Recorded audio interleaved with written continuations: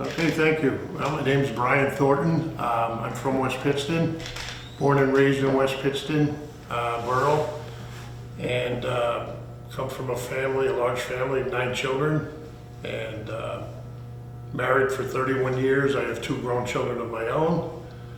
My background is Lehigh University. I graduated Lehigh University with a Bachelor of Science in Mechanical Engineering.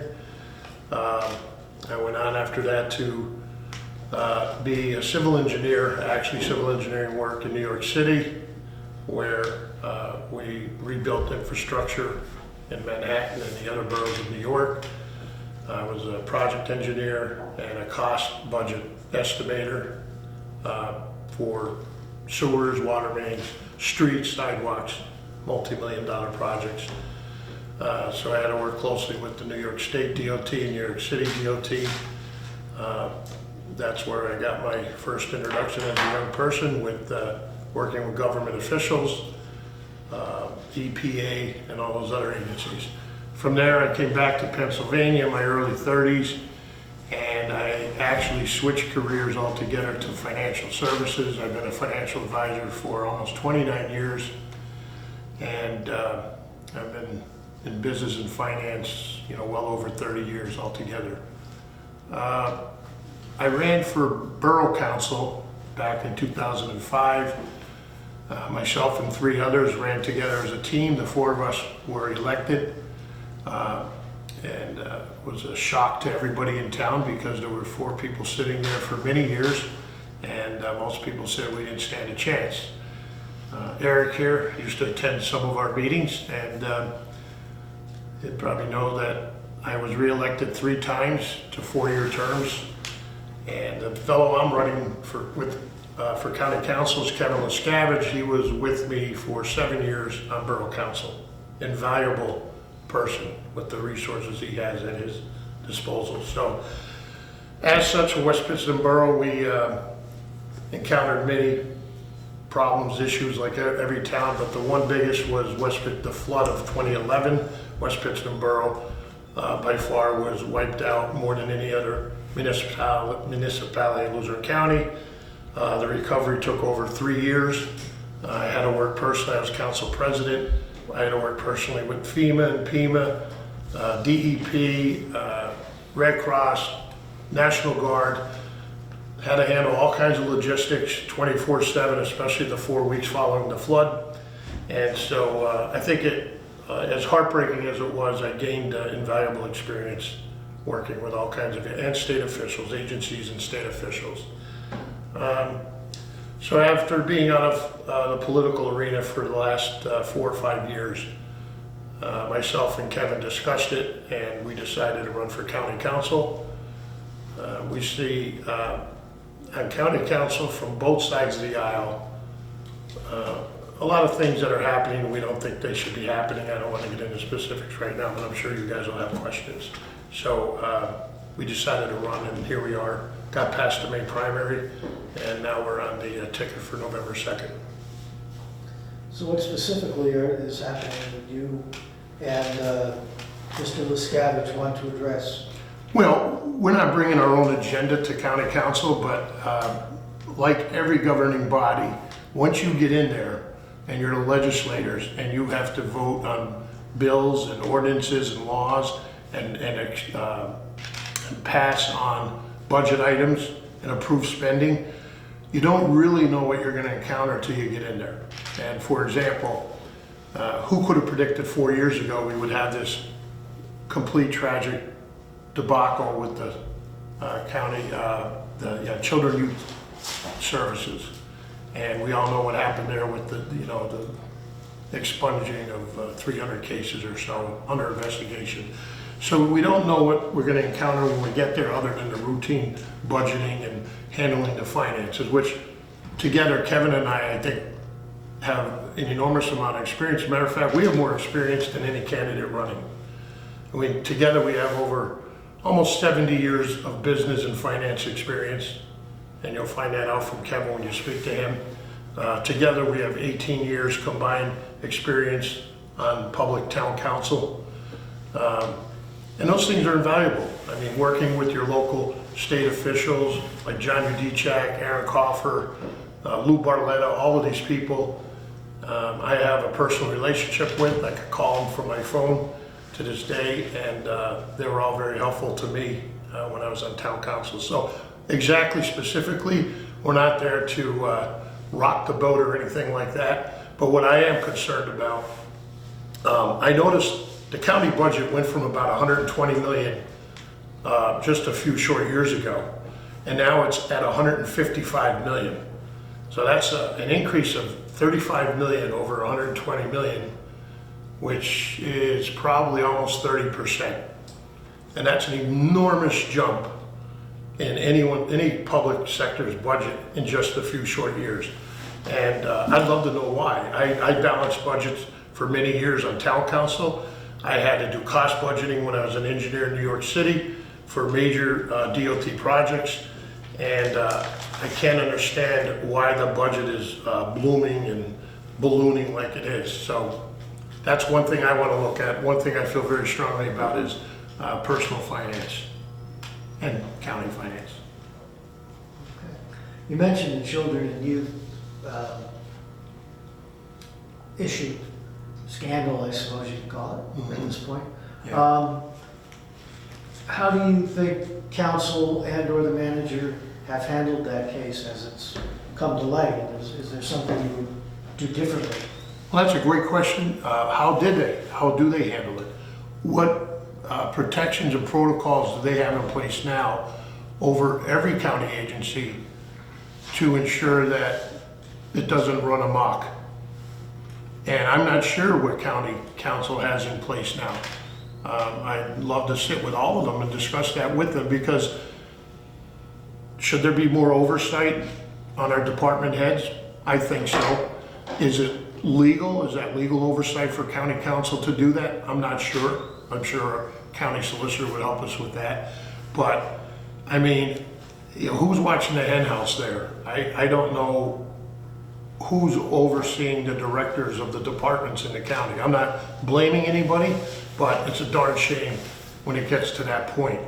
Now, there could be a lot of reasons. I heard their side, they said they're severely understaffed and they don't know, what to do. They can't handle the caseload. One thing I'd love to do if I get in there is compare our county budget with similar counties that have similar demographics as ours.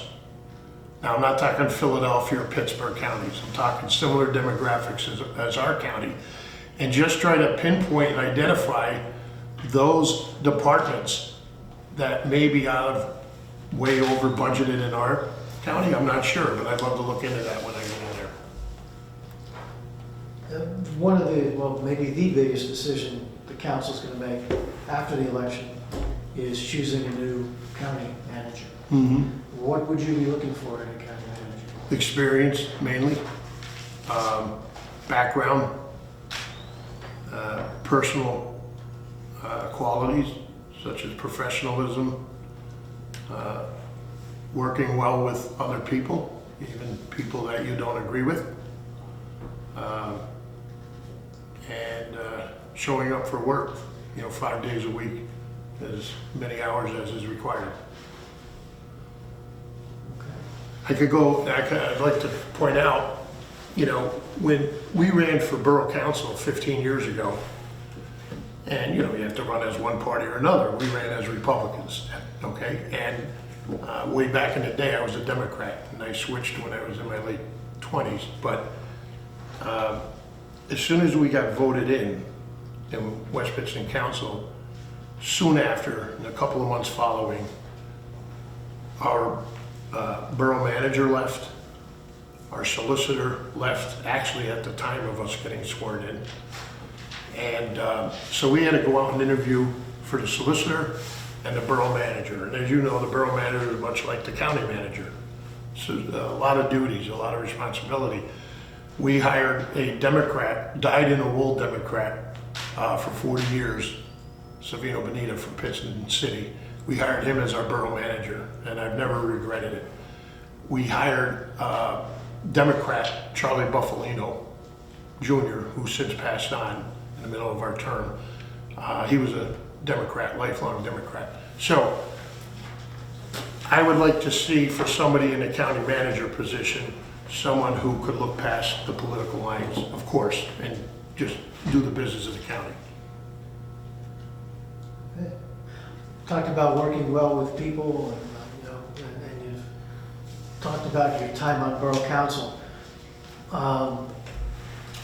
But you left the Borough Council, you resigned, I suppose, Mr., your current running mate and some other people, when the majority voted to give a pension to at that time, I guess, the recently departed Chief of Police. Chief of Police.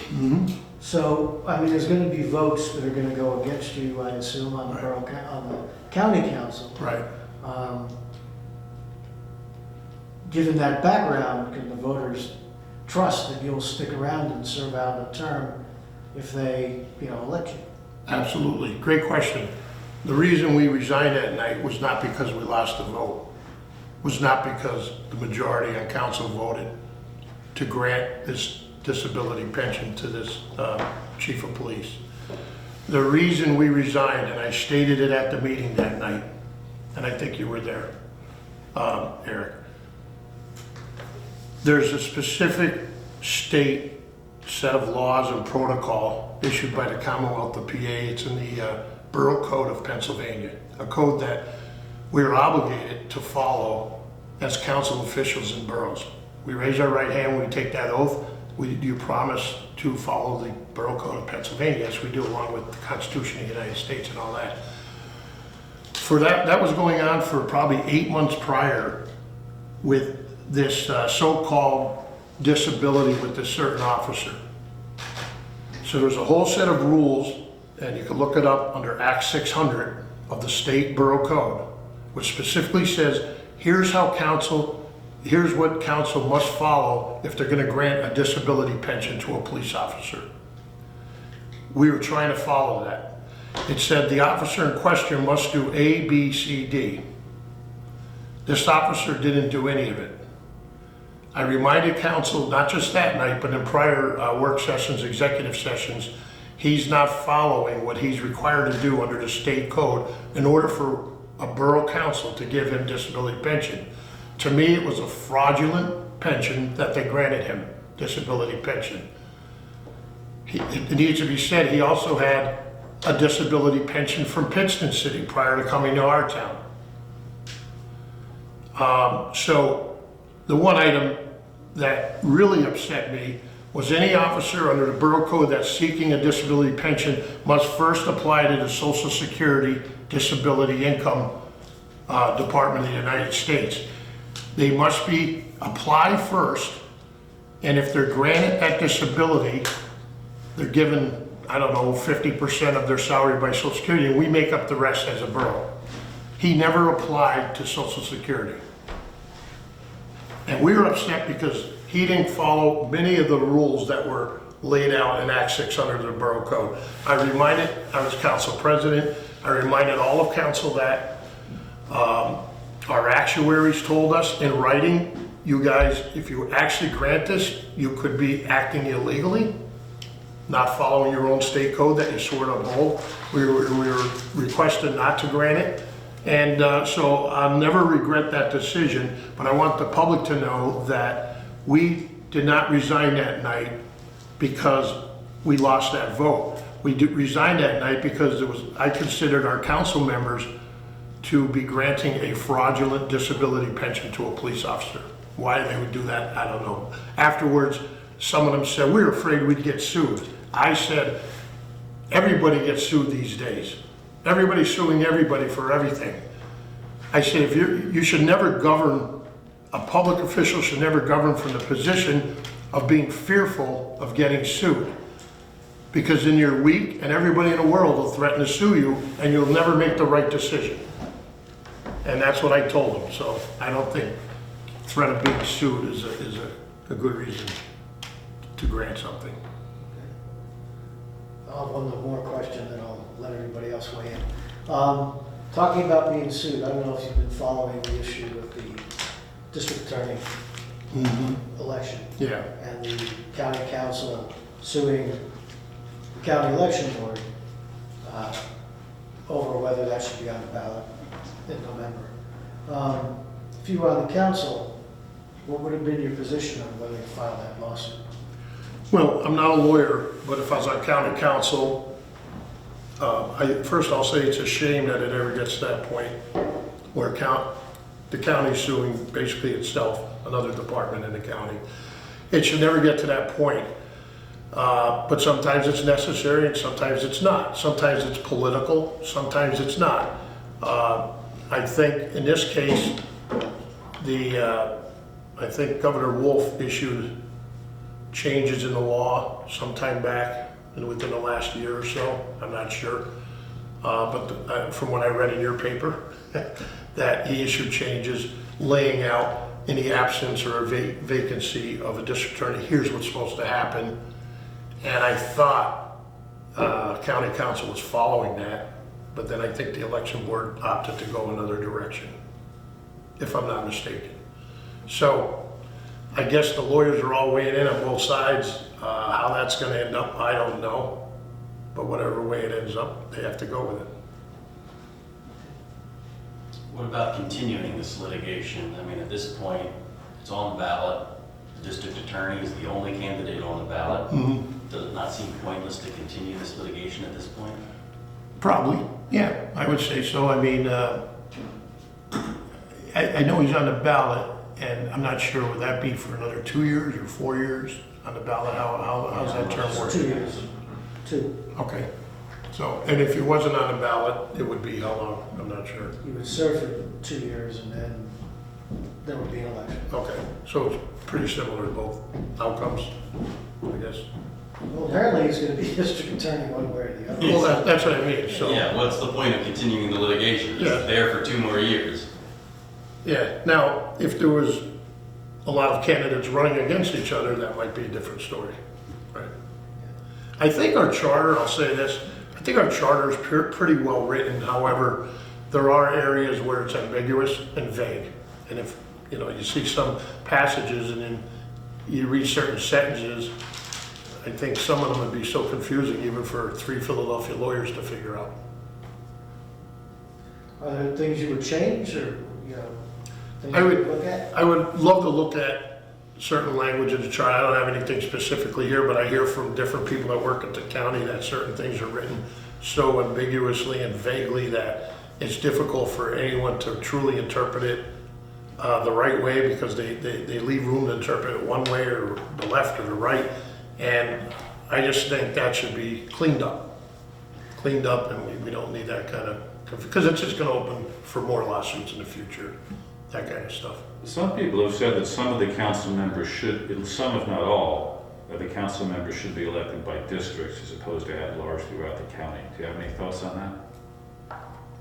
I can understand him asking that question.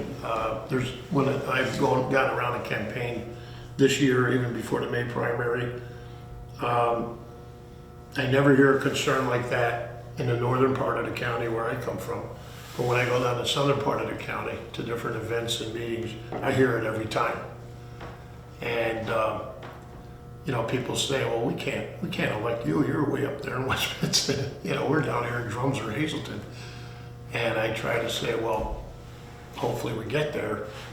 We're looking at the whole county, not just local towns. So I understand that thinking, and maybe that's the right solution. I don't know. But I wouldn't be opposed to it if they wanted to do that. Do you approve of how the county has functioned under the last county manager and under the current acting manager? I really don't have any squabbles with the previous county manager. Personally, I don't think it's affected me or my family too much. The one thing that concerned me a little was, I don't know if this was 7, 8 years ago, maybe 9, when the county council instituted a $5 per car tax surcharge or whatever, anybody had a vehicle in the county. And I said, okay, It's probably so low, $5, because most people don't care about $5. But if, I don't know, there's over about 1/3 people in Luzerne County, there's probably 100,000 cars at least in Luzerne County. So they're collecting $500,000 a year in that car fee. And I just want to know where it's going. I know that everybody's complaining about the roads and the bridges and the condition of them. Hopefully that whole 500,000 is going towards our roads and bridges. Because we had a road and bridge department prior to the $5 surcharge. So there should be a lot of extra money there. But no, I didn't have any particular issues with the previous one. The last county manager, Mr. Petrie, was an attorney and was county solicitor before he became manager, and the acting manager, the same, an attorney who was the county solicitor. Do you think that that's, is that the type of background that you're looking at for a county manager? When I think of an ideal county manager, the duties, I think the duties they perform primarily have to do with operating managers of corporations and companies, not the CEO, but the operational managers who have to actually run the company, the day-to-day business, the finances. I would rather see the county manager be someone who has a tremendous amount of background experience in doing that kind of work, and have at his or her side a good solicitor to say, well, that might be illegal, you can't do that, or, you know. But I don't know if necessarily an attorney has a great deal of business experience running a business. And I look at the county as one giant big $155 million operational budget business. So to answer your question, I think the county would be better served with someone who has a lot of business experience background and have a good solicitor at their side.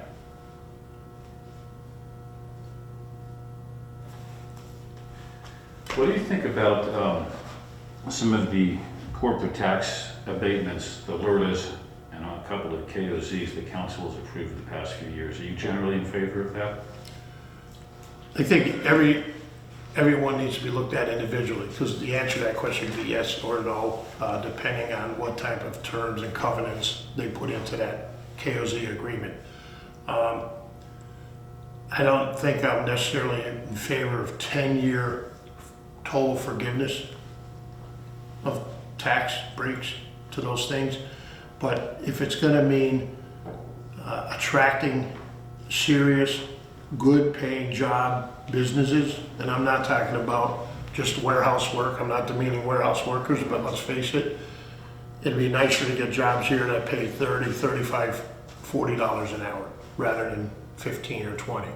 And KOZs sound great for attracting companies, but the bad thing is, as soon as their 10-year period is up, a lot of them close up and they move on to the next KOZ somewhere. And that's wrong. So if you're gonna grant KOZs to attract business here, I think county council should put an additional piece of language in there saying, and you know, you're somehow obligated to stay on after the KOZ period expires. You know, if, you know, unless the economy is horrible and the company's gonna go bankrupt, of course. But I think there should be something in there to protect the taxpayers, or else you get no taxes at all and they move away. That's not right. What do you think about the operation of the county prison? It's one of the larger expenditures. There's always been talk about building a new prison, and the prison has also had some controversies in recent years in which an inmate had died, and you also have some suicide problems as well. Right. Well, my background, I've never been privy to the inside workings of a prison. Maybe someday I will be if I'm on county council. Again, I would like to really look at neighboring counties and see what their county prison system is like. And have they experienced all of these setbacks and these lawsuits and these suicides and corruption? If every prison is the same, I say, I don't know, why is that? I mean, are we hiring the right people? You know, when you hire employees, you hope they do the right thing every day when they come to work. And if they don't, you're open for a lawsuit. And hey, when we got we got elected in West Pittston Borough, and I know it's a small example. There was one full-time police officer. That was it. When I left, we had basically 8 full-time police officers, 4 full-time and 4 32-hour cops that were considered almost full-time. We had 3 lawsuits against us on council the day we got sworn in.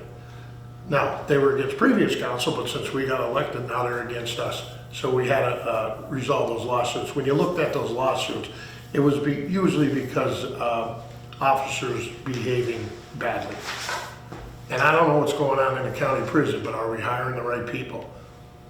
You know, I'll tell you right now, the thing I don't like at the county, and I'm gonna say this to both sides, I don't like county people hiring someone because they're a Democrat or because they're a Republican.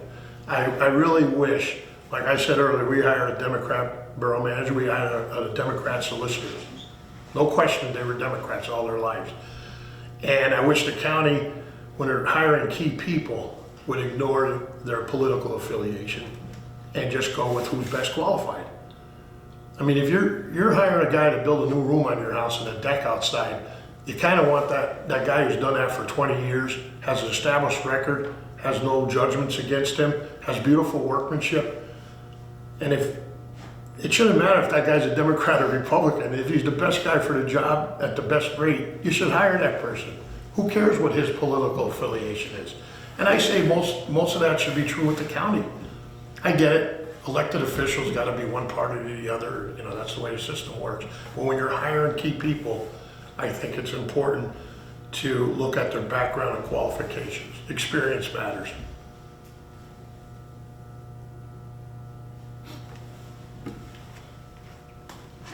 During the primary, I asked you, because I knew about your financial background, and you stressed that so strongly, if there were any specific areas of the county budget that you would like to address and say, here's where we can identify some cost savings or some expenses we can cut. And back then you told me that you were just gonna, you didn't have enough information yet. Well, the county budget is now posted online at the county website. Have you taken a look at the budget? Do you have any specific ideas about what you might be able to do? Well, I think the bonding issues, the bonds that the county carries, a bond is a loan. And I don't know if all county council people that are sitting there or running for the office truly understand how bonding works, bond ratings, bond interest rates, yield to maturity, yield to call, all that kind of stuff. The cost of the bond, the fees, I'm very familiar with all of that stuff. That's something I would like to look at if I got in there, the bond issues. I would hope the people sitting there now have already looked deeply into all those bond issues and make sure that, if we're paying a 3.5% rate and there's a 2.5% rate out there, that we would have already pursued that. We would hope. So I don't know if I get in there, that's something I could look at. I want to look at payroll because quite honestly, our budget just keeps going up, like I said earlier, by 30% in recent years. They just made a statement, they're not gonna raise any taxes, but they're hiring 7 new people, additional, not through attrition or retirement, 7 additional salaries. How does that, I don't know how that works. You're not raising taxes, you have the same revenue, but you're gonna hire 7 more people. And property tax assessments have gone up because of the general increase in the real estate market. They're gonna collect the taxes from the people. That's what I've heard. See, it seems like an endless cash cow to me, Probably people in this room could pay those increases, but I know some elderly people in my area, they can't. I know people that cannot pay any more taxes than what they have. So what do you end up with? It hurts the whole county when senior citizens have to move out of a house because of finances. Because then normally their grown children live in Maryland, Ohio, or Florida. They're not around here. That house ends up being bought by a landlord who starts renting it out to everybody. And you know what happens when a town becomes a bunch of rentals with 8 cars per property? Blight sets in, and then the quality of life for that whole town goes down. And that's a disease of the county. because every town that experiences that is gonna be a negative impact on property taxes in the future. We dealt a lot with blight on West Pittston Council. We had a couple of big commercial buildings that were severely blighted for 30 years. And we took them as a borough and we cleaned them up. We ended up selling them at a nice profit, and now it provides beautiful housing for people, seniors and low to middle income people. The Hitchner building was one, and the old school on Luzerne Ave, called the old school. And then also at council near the end, I was one of the founding members of the Land Bank Authority. And that was a cog among 4 towns: West Pittston, Pittston City, Jenkins Township, and Duryea. And I was one of the founding board members. And again, my own people, my own town said, why are you partnering with 3 Democrat towns? I said, because it's a good authority the way we're setting it up. Together as 4 towns, we're able to attract more money from the state and the feds because we're 4 towns together. And it was only to address blighted properties. We were gonna buy them, we were gonna get the liens resolved through the court system, and we were either gonna knock them down or we were gonna fix them up if it was possible and resell them. And that was going real well. We did several properties while I was on that cog, and then I left council. Eric had mentioned property values. It's my understanding that property values in West Pittston have been going down. Is that perhaps due to the flood and the aftermath of the flood in 2011? And do you think the county should be doing more with regard to flood protection in West Pittston? Well, okay, that's 2 questions. Let me address the first one. I'm not so sure the property values are going down, because from what I've been watching, I follow Zillow closely. Most of the properties I'm watching in West Pittston, they say, are up 4 or 5% from a year ago, and then they have a projected value 1 year from now. Most of them are 8% projected higher a year from now. I don't know if they're actually really going down.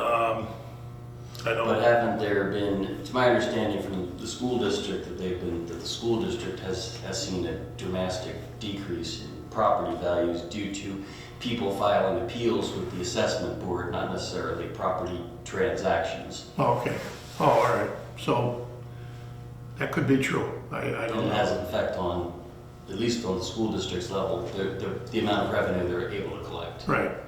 Well, the flood certainly impacted that. I know there was 20 properties that we had to demolish in the FEMA buyout program. FEMA paid the owners, here's your money, we take your house, here borough, you own it now, knock it down. And from now on, for all eternity, we have 20 empty properties that the feds do not allow us to ever build on. We can never collect tax revenue on those ever again. And it's a double whammy. We have to take care of those properties. We have to shovel the snow on the sidewalks. We have to cut all the grass. So we're paying extra money to maintain these properties. We own them. We can't do anything with them. And there's no tax revenue. The tax revenue could be reduced a little bit by that. I don't know. Certainly the other properties in the flood zone probably, lose value, I would imagine. Now they're redrawing the FEMA maps to include many more properties in West Pittston that weren't even flooded in 2011. They're adding more properties, which means all those property owners have to pay $1,000 or $2,000 every year for flood insurance. So that lowers the value. When someone's buying a house, this house has no flood insurance, I'll buy that one, I'm not gonna buy that one. So that could be happening. Was that? And do you think the county should be doing more regarding flood protection in West Pittston? I think, and there's probably 15 to 20 communities in Luzerne County that need to be addressed. I get it, there's 76 municipalities in the county, probably 45 of them, to 50 of them don't have an issue with the flooding from the river, but there's still a good number that do. And I would definitely like to look into that and see what could be done. We looked into a lot when I was there in West Pittston, but there's more we'd like to look into. I think in my opinion, if you're sitting on county council versus a small town, you might get more attention. People at the state level maybe pay more attention to you when you're asking for help with something. And I know I have a good background with, like I said, Johnny D. Chick and those guys, Eric Coffer and all of them. So hopefully, if I get there, hopefully I can help the towns that are getting flooded. Do you have any thoughts on whether there should be a vaccine mandate, COVID-19 vaccine mandate for county employees or maybe just employees at the prison? Well, a vaccine, I think everybody who did not have COVID, documented did not have COVID, should get vaccinated. And I think they should be vaccinated. And 6 months ago, I felt much more strongly about that. And now, I'm not a scientist nor a virologist, but I can tell you I hear a lot more stories and hundreds of thousands of people that are getting COVID again that were vaccinated, double vaccinated, booster shots. So I think the science is still out there. I hear very little science though, and I know it's out there somewhere, of all the people that had COVID in this country. How many of them actually got sick again from COVID? I haven't seen any of the studies, the results. I don't know where they're at. All I hear on the news are the people that were vaccinated. They talk about them getting COVID again, but they don't talk about the people that had COVID, got over it, survived it, and then they're getting it again. That I wish I knew. Masks, I'm not sure. I mean, I don't know how valid masks are. I mean, there's all kinds of studies around the world that I know they make people feel safer and they feel good, and there's no doubt that you wear it, but I appreciate you wearing it. But I'm not so sure that it covers the virus coming out of me. I know one thing, when I wear a mask up over my nose, and most people experience this, when I breathe out, my glasses get steamed up.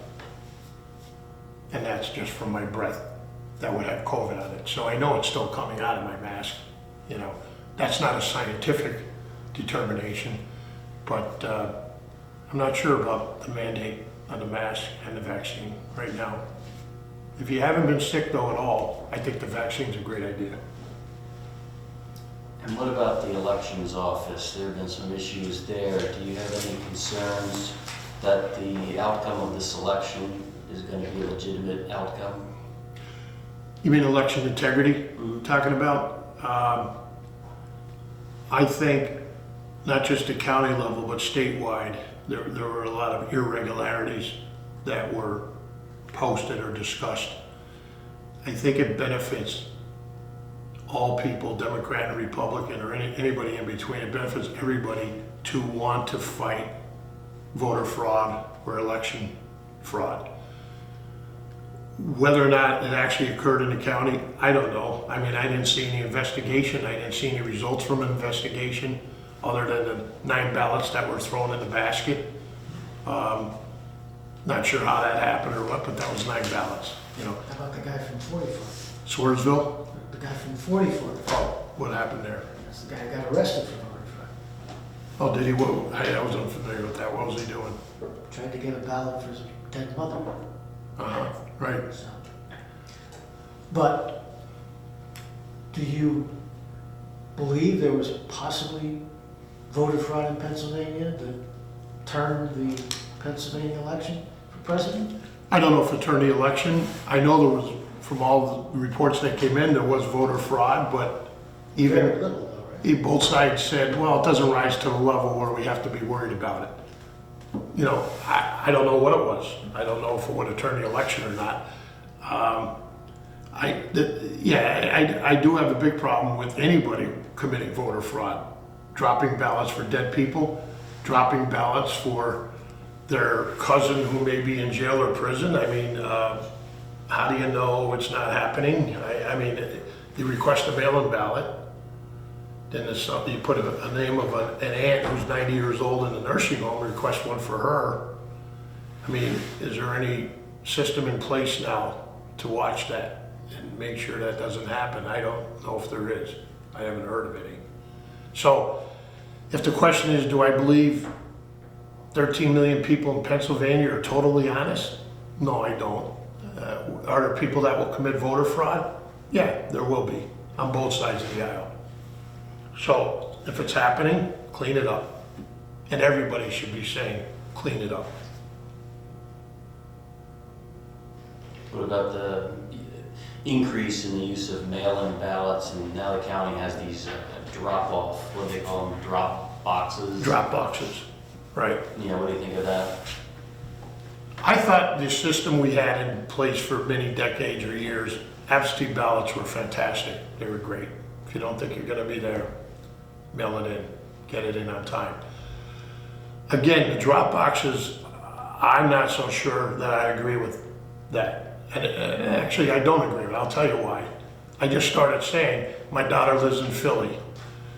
What if I get a ballot for her, I fill it out and I drop it in a box in Wilkes-Barre? The next day I fill one out for my son who lives in Pittsburgh. They both lived here, not too long ago. Actually, my son moved back, moved in with us again, like kids do.